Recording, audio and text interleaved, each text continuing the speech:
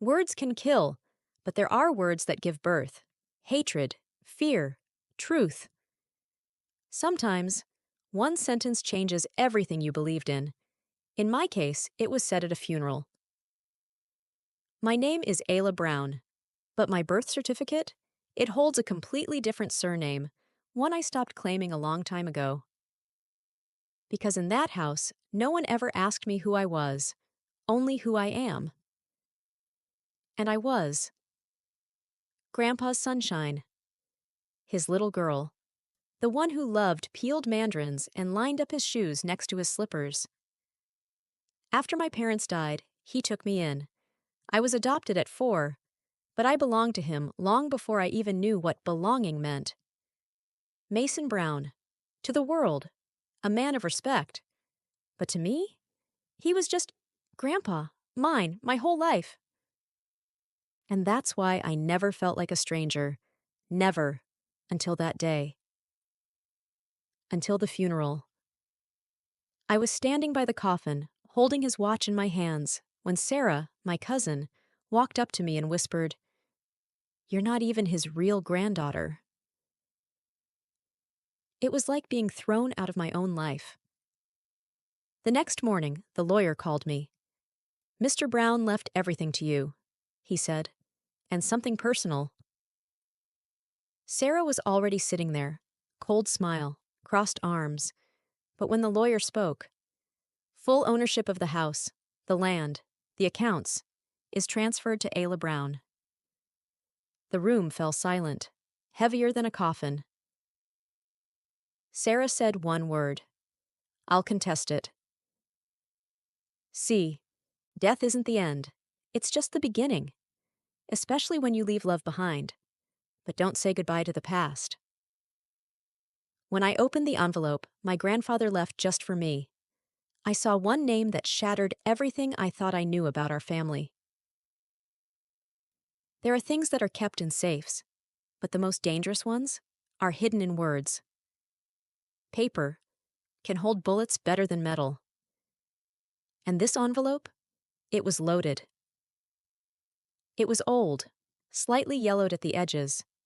It had only one thing written on it, my name, not Ayla Brown, just Ayla. No one told me to read it, but everyone was waiting, like wolves behind the bushes. I felt it when I got home. Sarah was on the porch, arms crossed, voice like a blade. "You think that letter will prove anything?"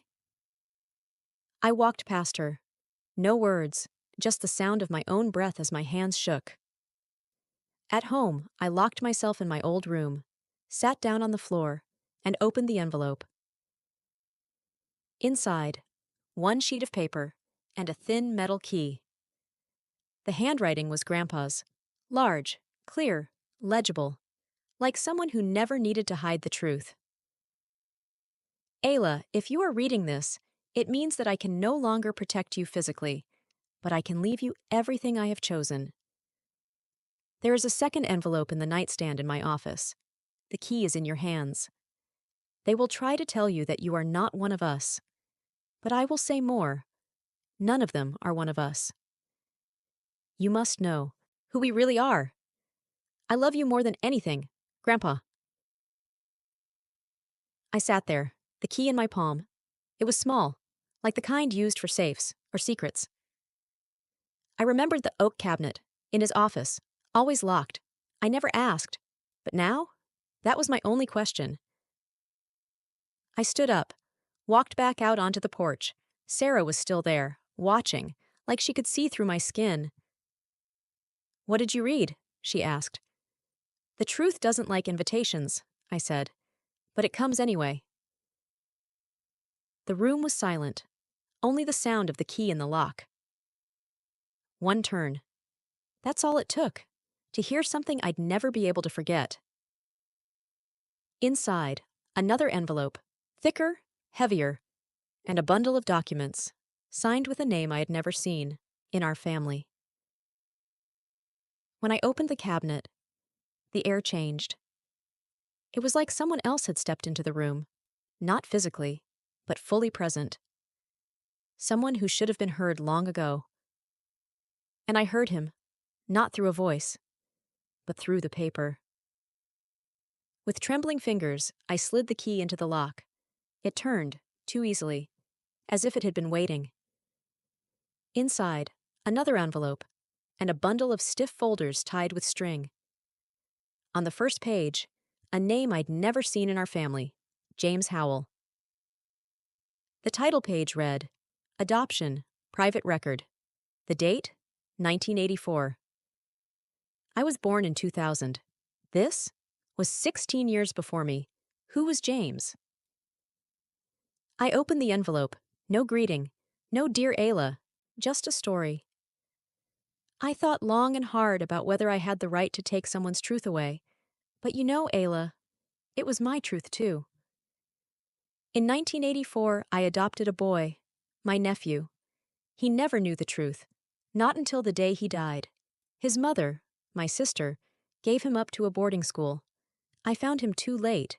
He didn't need a father anymore, but I became someone to him. He died in 1999, alone, but not forgotten. You were born the following year, and I decided that I would never let the family forget. In our family, we always chose who was real, and it was always a mistake. James didn't become the heir, but he was my first son, in my heart. You are my last hope for honesty. I couldn't breathe. All these years, I thought I was the exception, the outsider, the lucky mistake. But I wasn't a coincidence. I was a continuation, a choice. I took the documents and walked slowly down to the living room.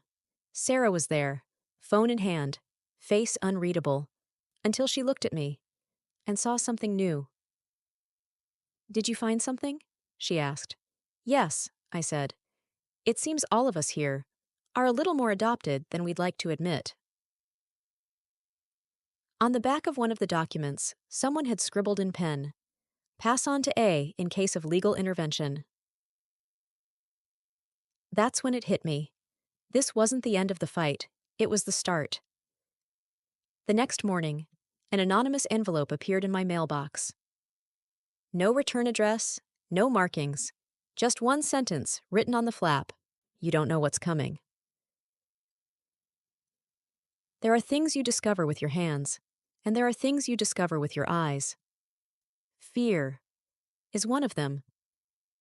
And that was what was lying in my mailbox. The next morning, I found an envelope. No stamp, no return address, just a sentence handwritten on the flap. You don't know what's coming. Inside, a photocopy, newspaper, 1999, obituary. James Howell, tragic death at age 19. Family declines to comment on circumstances. This wasn't a warning, it was a demonstration, a show of power, a message with teeth. Someone knew what I had found, and they were watching.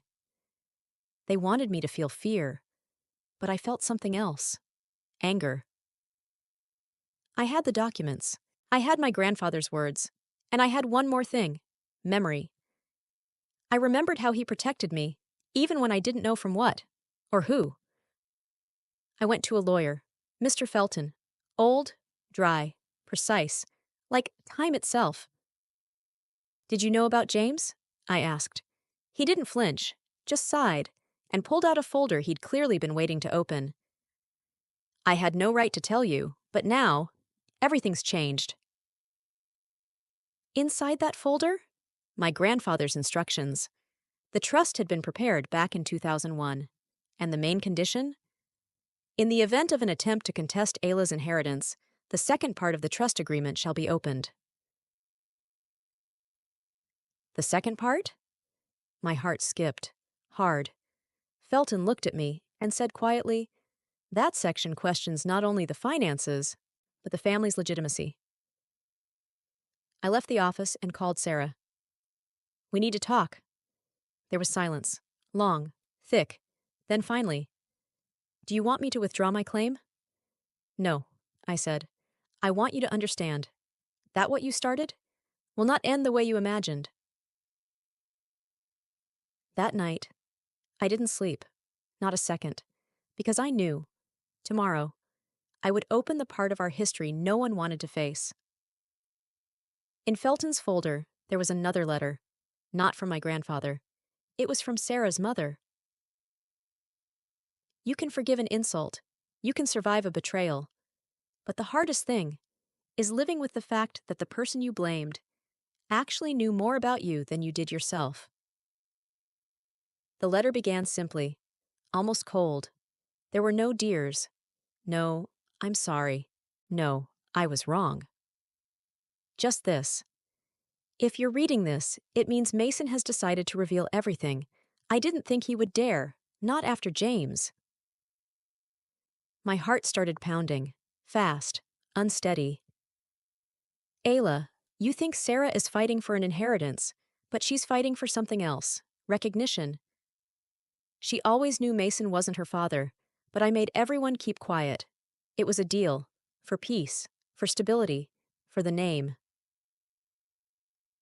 I clenched the page. Mason agreed to give her his name, but not his love, and that destroyed her more than you can imagine. Her fight isn't about money, it's about proving she was worthy of her grandfather, too. I sat, motionless, as the floor felt further and further away. Everything Sarah said, everything I had taken as cruelty, was pain. The letter ended. I'm not justifying her, but I know what it's like to feel like you're in a family that isn't yours. If you can, don't fight her. See if there's anything left to save. P.S. In my room, in a jewelry box, is something Mason could never throw away. It's for you, if you can forgive him. I went to Mary's house. It had been empty since her death. Sarah opened the door. She turned pale. What do you want? She asked. 5 minutes, I said. You have 3. I found the box. It was heavy. Inside, a photo. Mason, James, Mary, young, laughing. On the back. We are building a family, not by blood, by choice. When I turned to leave, Sarah whispered, You don't understand. That's not why he chose you. I paused. I didn't just find photos in the box, she said. There was a note, tucked into the lining, in an old jewelry box. Her voice dropped. There was a name, and a date, and it destroyed everything. I thought nothing could surprise me anymore. But one name, written in someone else's handwriting, can change generations of memory. The note was small, yellowed, tucked into a box of old earrings. I unfolded it, expecting nostalgia. Sentiment, something harmless. But instead, I read, Ayla, August 6, 1999. She doesn't know. Don't tell anyone. Jay. My heart skipped a beat. 1999. That was the year James Howell died. And August 6th, that was my birthday. Coincidence? Or something else? I started shaking, like electricity was running through every cell in my body. Who wrote it? James? Joanna? Mary? Why was my name there? I called Felton. Are you sure I was adopted by Mason after my parents died? His voice was flat, careful. We didn't have all the information, only that custody was officially transferred. You were a baby, your documents disappeared during registration. Everything was handled through social services. I whispered, What about hospital records? The date of birth was confirmed, he said. But the parents? They were recorded, based on verbal statements. I hung up, and just sat there. If the dates matched, if James had died the same year I was born, was I his daughter? I couldn't breathe. Sarah isn't my age. She's older. Could James have had a child at 19? Could that child have been me? But someone clearly never wanted me to find out. My mind was spinning. I didn't know who to believe. I pulled out the photocopies of the documents, again, desperate. And there, circled in red pencil on the back of one of them, was a name, Emily Howell. Who was she? Another secret? Another missing piece? I had to find her. I had to know who she was, and what she knew about me. I looked in the mirror, and for the first time, I didn't recognize the girl looking back. I found her. Emily. She lived 20 miles outside the city. When I knocked and said my name, she froze. As if she had been waiting for me her whole life. Sometimes, the person you're looking for already knows you're coming. And they have an answer. They just don't know if you're ready to hear it. Emily lived in a small house, near an old railroad crossing, where time stopped every time the train passed. She was a little older than Mary, but the expression on her face was familiar, like something I'd forgotten but missed. I said, "My name is Ayla Brown." She paled. Her voice cracked. "You look like him. You have his eyes." "His?" She didn't answer, just turned away, picked up a teacup, poured without looking. Muscle memory. "James," she whispered, "are you his daughter?" I froze. I didn't know what to say. I had no proof, just intuition, and a scrap of paper, pulled from a drawer full of ghosts. "Did you know him?" I asked. She nodded. "He was my brother." The floor disappeared beneath me. James's sister, which meant she was my aunt. "Did you know about me?" I asked. I knew he left something behind, something valuable, but he disappeared. And then Mason came. He said everything had been settled. She opened a box of old letters, delicately, like they were still warm. Inside was a photograph, James, with a baby. On the back, my Ayla, June 8th, 99. Suddenly, everything around me was white noise. Emily spoke quietly, too calmly. They hid it, because they didn't want another James story. He wasn't allowed to be a father, or part of a family. But he knew. That one day, you'd find me. I looked at the photo again. There was a tiny blur in the corner, a tear stain, old, invisible, and still wet in my chest. Whose tears?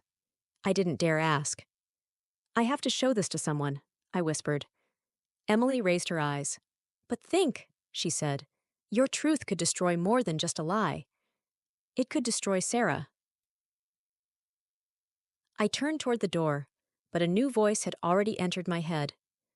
Who am I now, if I'm not just Brown, but Howell? When I left Emily's house, there was another envelope. On the hood of my car, my name, written in ink, light brown, almost like blood. Inside the envelope weren't just words. There were documents, and a photocopy of a certificate I'd never seen before, with a new surname and an old signature. There are letters you open with your hands, and there are those that tear your heart apart.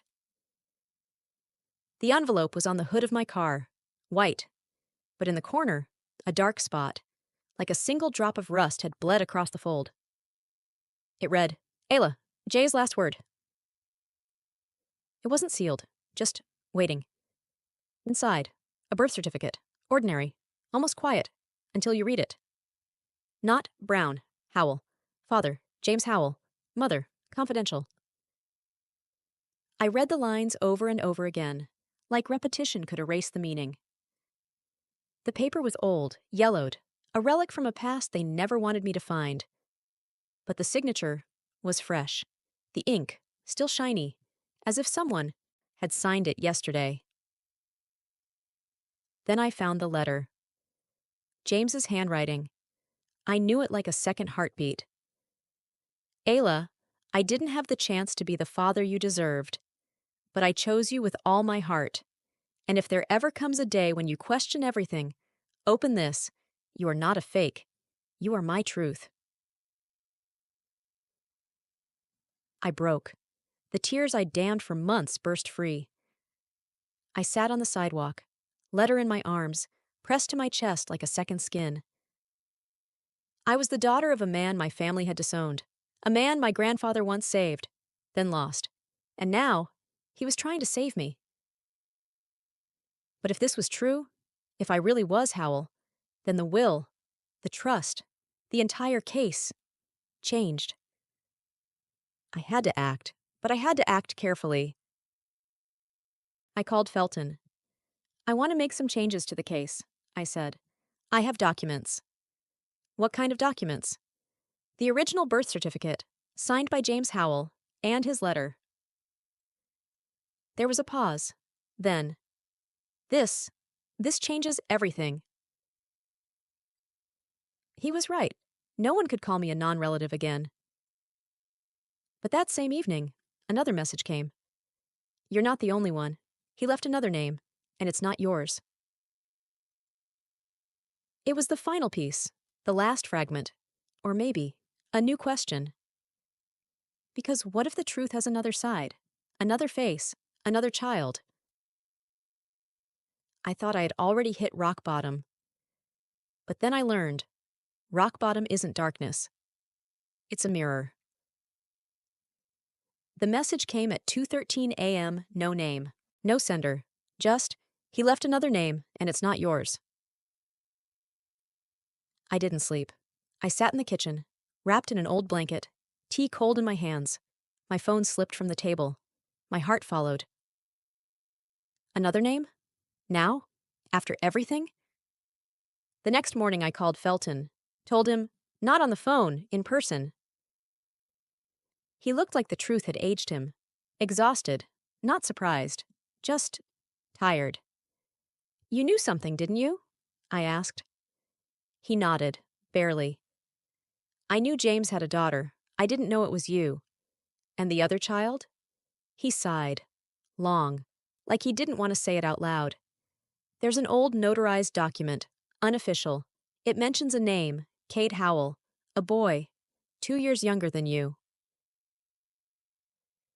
I sat down. I felt sick, physically, soul deep. Why didn't anyone say anything? Because nothing was proven. The document isn't fully signed, and his mother, she died before James. No DNA test, no trail, just a ghost. And where is he now? We don't know. It sounded like a joke, a cruel one. I had just found my roots, and now someone was trying to dig them up all over again. That afternoon, I found another note, folded inside my grandfather's watch. A tiny square of paper, tucked inside the ticking. If you find Cade, protect him. He had no choice, neither did you.